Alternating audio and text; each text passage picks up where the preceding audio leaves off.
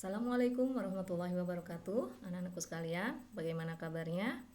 Nah, ketemu lagi dengan Ibu di pembelajaran IPA untuk minggu ke-8 selama PJJ ini. Nah, untuk kesempatan ini Ibu akan menjelaskan tentang pengelompokan makhluk hidup berdasarkan Whittaker. Oke, kalian kemarin sudah ya pembelajaran pengklasifikasian makhluk hidup. Oke, kompetisi dasarnya masih sama seperti kemarin. Kemudian tujuan pembelajarannya, kalian harus bisa menyebutkan klasifikasi menurut Whittaker, mengamati karakteristik dari makhluk hidup, menjelaskan ciri-ciri dari masing-masing kingdom, dan mengklasifikasikan makhluk hidup yang memiliki persamaan sifat. Nah, berdasarkan Whittaker, sistem klasifikasi makhluk hidup itu dibagi menjadi 5 kingdom. Ada Plantae, ada Animalia, Fungi, Monera, dan Protista. Mungkin yang kalian sering amati di kehidupan sehari-hari adalah ini ya, Plantae, Animalia, dan Fungi. Oke, apa itu Monera? Monera adalah salah satu kingdom makhluk hidup, meliputi semua makhluk hidup atau organisme yang prokaryotik, tidak mempunyai membran inti. Dia bersel satu, uniseluler, berkembang biak dengan membelah diri, dan bersifat mikroskopis.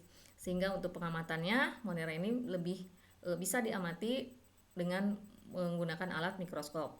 Contohnya yang termasuk ke dalam Monera adalah semua bakteri dan ganggang hijau biru atau cyanobacteria, misalnya Escherichia coli, Anabae sp, dan Nostoc sp. Kemudian yang kedua ada kingdom fungi, atau kalau bahasa Indonesia adalah jamur. Memiliki ciri-ciri eukariotik, berspora, tidak punya akar, batang, dan daun, bersifat saprofit, tidak berklorofil sehingga tidak berfotosintesis. Contohnya jamur tiram kalau di kita ya, yang biasa kalian makan. Kemudian ada kingdom protista. Sebagian besar terdiri atas organisme yang bersel satu, eukariotik atau memiliki membran inti, berbeda dengan Monera. Ini perbedaannya ya, kalau protista itu eukariotik sedangkan Monera itu prokaryotik. Umumnya sudah memiliki ciri-ciri seperti tumbuhan dan hewan. Contohnya adalah Euglena, Paramecium, dan Amoeba. Kemudian ada kingdom Plantae, terdiri atas semua organisme eukariotik, bersel banyak, berdinding sel yang mengandung selulosa, berklorofil, berfotosintesis, dan autotrof atau bisa menghasilkan makanan sendiri. Kerajaan tumbuhan ini dibagi menjadi dua, ada tumbuhan, dibaginya menjadi garis besar ada dua ya, yaitu tumbuhan berspora yang termasuk ke dalamnya adalah lumut dan paku, dan tumbuhan berbiji.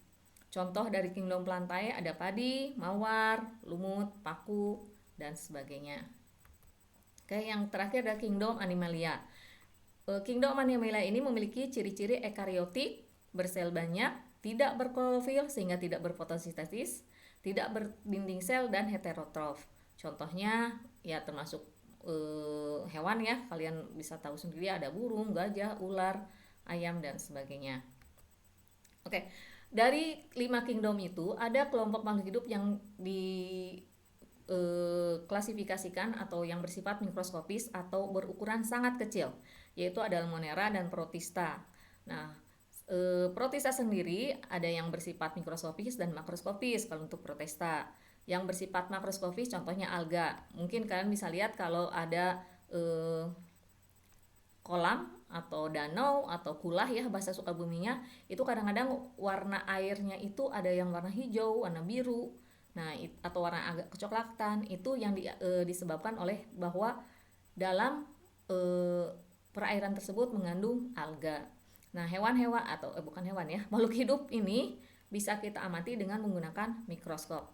Untuk mengenal dan menggunakan mikroskop, kalian bisa membaca buku paket IPA halaman 56-59 sampai 59. Di situ sangat lengkap sekali bagian-bagian mikroskop, kemudian bagaimana cara menggunakan mikroskop. Ya, karena kita sekarang masih PJJ, masih belajar di rumah, kalian belum bisa mencoba mikroskop ya.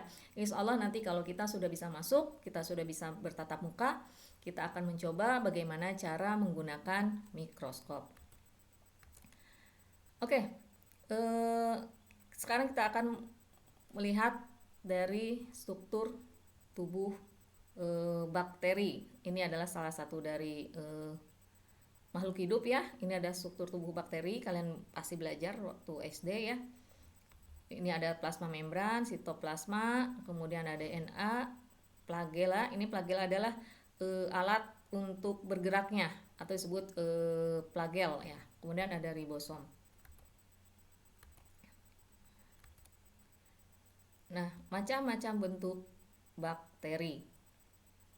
Nih, ada bakteri itu ada bermacam-macam bentuk. Ada berbentuk kokos atau ini ya titik. Kemudian ada Diplococos, Esporobacterianos, bakteri flagellata. Kemudian ada Vibrio, Bacillus, Espirols dan banyak sekali. Ya, ini bahasa-bahasa Latin ya, agak sulit untuk diucapkannya. Oke, bakteri ini punya peranan penting dalam kehidupan kita. Kalian mungkin mengetahui bahwa bakteri itu ada yang menguntungkan, ada yang merugikan. Contoh yang menguntungkan di dalam iklan ya, iklan minuman titit gitu, ada bakteri menguntungkan. Ya, oke. Untuk bakteri yang menguntungkan itu dia berperan sebagai makhluk pengurai. Contohnya bagaimana di tanah itu sampah-sampah organik bisa diuraikan oleh bakteri pengurai ini, sehingga sampah-sampah itu bisa menjadikan bahan makanan untuk tumbuhan. Kemudian penghasil antibiotik dan penghasil bahan pangan. Dan juga untuk di dalam tumbuhan juga sebagai pengikat nitrogen bebas di udara. Sedangkan yang merugikannya, dia bersifat patogen atau parasit pada organisme lain. Contohnya bakteri di dalam tubuh kita yang terdapat di paru-paru ya, yang menyebabkan penyakit TBC. Oke, kita lanjut ke kingdom Plantae. Nah, pada kingdom Plantae di sini atau disebut kerajaan tumbuhan. Nah, dibagi menjadi 3 ya, atau kalau tadi di awal dibagi 2 karena lumut dan paku-pakuan dijadikan 1, itu adalah tumbuhan berspora. Kalau di sini kita bagi menjadi 3, ada Bryophyta atau tumbuhan lumut, Pteridorophyta atau paku-pakuan, dan Spermatophyta atau tumbuhan bergizi. Tumbuhan lumut itu contohnya ada lumut hati, lumut daun, lumut tanduk. Mungkin kalian bisa lihat ya, kalau yang di tembok-tembok yang berlembab atau di tanah yang lembab itu selalu ada lumut warnanya hijau biasanya, walaupun tidak semua lumut berwarna hijau. Kemudian ada paku-pakuan, kalian bisa mungkin di sekitar kalian ada paku, ada paku purba, paku kawat, paku ekor kuda, paku sejati. Dan kalau budaya lokal di daerah Kalimantan, tumbuhan paku ini bisa dijadikan makanan, disebutnya pakis ya. Ini banyak sekali tumbuh subur di daerah sana dan dijual belikan untuk dijadikan bahan pangan. Kemudian ada tumbuhan berbiji, ada dibagi 2, ada Gymnospermae dan Angiospermae. Nah, ciri-ciri lumut. Kalau kalian lihat lumut secara kasat mata bisa dilihat ya, lumut itu dia berklorofil tapi belum memiliki pembuluh angkut, kemudian tumbuh di tempat yang lembab seperti yang tadi Ibu katakan ya. Belum dapat dibedakan antara akar, batang, dan daun. Kalau kalian lihat, kalau kalian amati, itu tidak bisa terlihat mana akar, mana batang, dan mana daun, apalagi dilihatnya dengan kasat mata atau dengan mata telanjang, tidak dengan menggunakan mikroskop atau kaca pembesar. Kemudian bersifat autotrof.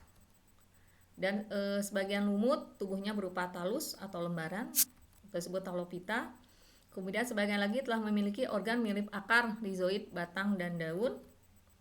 Nah, sedangkan ini kita selanjutnya adalah ke tumbuhan paku atau Pteridorophyta. Struktur tubuh dari tumbuhan paku, dia akarnya berupa akar serabut, berupa rizom, kemudian ada batang, ada batangnya berfungsi sebagai pembuluh angkut, dan daun. Ya. Kemudian peran tumbuhan paku itu bisa berperan kalau di ibu-ibu ya, terutama itu sebagai tanaman hias. Kalau kalian lihat di rumah-rumah, tumbuhan paku itu berperan sebagai tanaman hias, contohnya paku tanduk rusa, suplir ya. Kemudian bisa menjadi sebagai bahan obat, contohnya aspidium dan lycopodium. Kemudian bisa berperan sebagai sayuran, itu semanggi. Kemudian ada pupuk hijau, Azolla pinnata. Nah, sedangkan untuk tumbuhan berbiji itu dibagi 2, yaitu ada Angiospermae atau biji tertutup dan Gymnospermae atau biji terbuka. Untuk biji terbuka itu ada Genetopsida atau contohnya ada melinjo, kemudian Conifera, ada Pinus, Ginkgoe, Cicadea atau Pakis Pteridospermae. Ya. Kemudian ciri-ciri dari tumbuhan Gymnospermae atau biji terbuka. Karakteristiknya berkembang biak dengan biji. Bijinya tidak dilindungi jaringan buah. Struktur reproduksi terdapat pada kerucut atau Strobilius. Siklus hidupnya generasi sporofit dominan, dia hidup bebas, dan generasi gametofit tereduksi, tidak hidup bebas. Manfaatnya kebanyakan untuk Gymnosperma itu adalah tanaman hias, bahan makanan, kayu, bahan kertas, dan terpentin. Mungkin contohnya ini adalah melinjo ya, atau kalau bahasa Sundanya itu tangkil ya. Kalian bisa lihat di situ tumbuhan biji terbuka bijinya tidak dilindungi oleh jaringan buah. Ya, kalau kalian lihat ciri-ciri tumbuhan seperti ini, seperti karakteristik yang ini, maka bisa disebut bahwa tumbuhan tersebut termasuk tumbuhan biji terbuka. Nah, ini contohnya ya, tumbuhan biji terbuka. Ada pakis haji, pakis-pakisan terutama ya. Kalau nggak salah di sekolah juga ada ya, coba kalian lihat. Kalau kalian datang ke sekolah ada nggak sih pakis-pakisan di sekolah kita. Kemudian Angiospermae atau tumbuhan biji tertutup. Karakteristiknya berkembang biak dengan biji. Biji dilindungi jaringan buah. Struktur reproduksi terdapat pada bunga. Siklus hidupnya generasi sporofit dominan, hidup bebas. Generasi gametofit tereduksi, tidak hidup bebas. Manfaatnya ini banyak sekali digunakan untuk bahan pangan, sandang, papan, tanaman hias, dan obat. Angiospermae terdiri atas 2 kelas. Kalau kalian belajar di SD sudah ya, ada monokotil dan dikotil. Ciri-ciri monokotil dan dikotil sudah dipelajari pembelajaran di SD. Banyak sekali tumbuhan berbiji tertutup ini di sekitar kita. Kalau kalian lihat ya, amati, lihat, perhatikan tumbuhan-tumbuhan yang ada di sekitar kita. Nah, selanjutnya ini adalah kingdom terakhir, yaitu kingdom Animalia atau hewan. Hewan itu dibagi menjadi 2 filum. Ada filum A vertebrata dan vertebrata. A vertebrata itu ada 7 kelas.